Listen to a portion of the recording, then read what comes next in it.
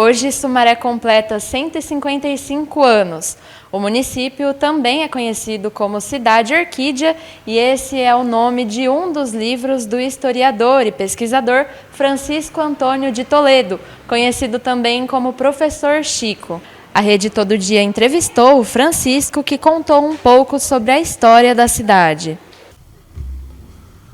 A história de Sumaré começa exatamente com as Sesmarias. As Sesmarias eram terras que o governo português, porque o Brasil pertencia a Portugal ainda, o governo português doava aos seus amigos políticos. Né? As Sesmarias eram terras muito glebas de terra, muito grandes, 5.000 alqueires, 6.000 alqueires, etc.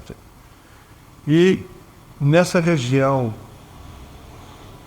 de Sumaré atual, foram doadas várias sesmarias. Isso por volta de 1870, 80, né? E as sesmarias foram, ao passar dos tempos, as sesmarias foram sendo divididas entre os herdeiros, né? E vendidas também.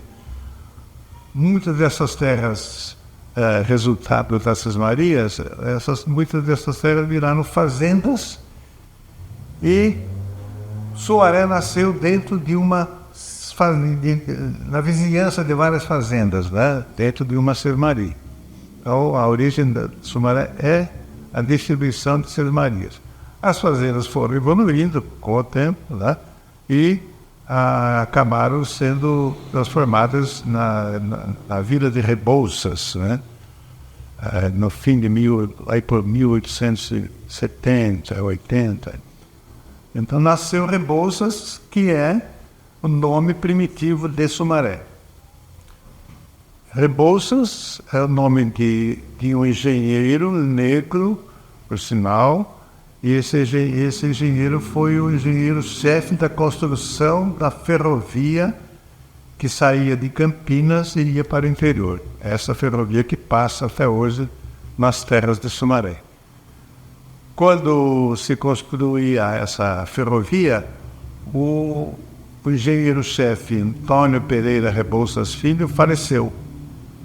Então, a Companhia Paulista de Estradas de Ferro resolveu dar o nome de Estação de Rebouças, em homenagem ao seu engenheiro-chefe.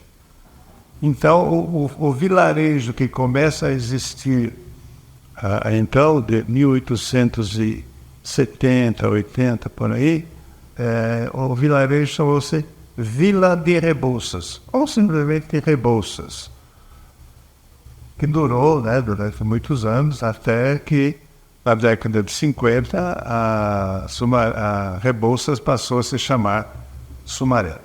Quando há um desenvolvimento muito acelerado da cidade por causa da industrialização. Então, grandes indústrias nacionais e multinacionais, a começar da 3M, que foi a primeira grande empresa estrangeira sediada aqui, a partir da 3M, muitas indústrias vieram de fora, foram se instalando, né, ao longo da rodovia Anhanguera e também pelo interior do nosso município. E aí acontece a grande mudança em Sumaré, né?